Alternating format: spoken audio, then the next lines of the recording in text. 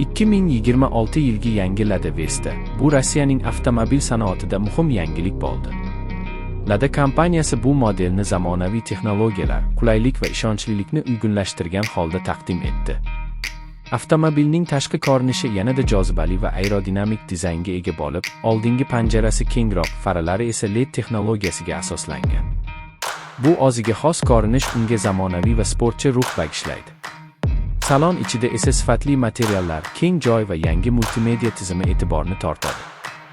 Yangi 10 dyuymli sensorli ekran, raqamli panel va Apple CarPlay hamda Android Auto qo'llab-quvvatlovi bilan jihozlangan.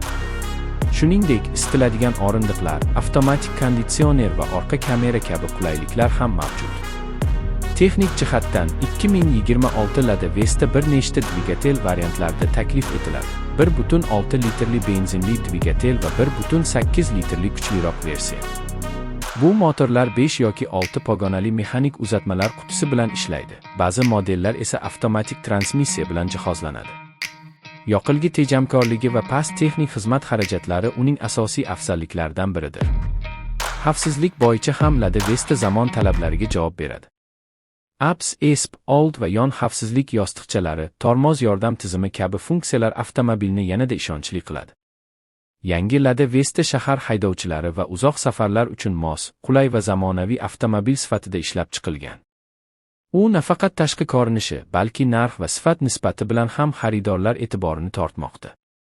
Bu model bilan Lada brendi yana bir bor isbotladi. Arzon, chiroyli va ishonchli avtomobil yaratish mumkin.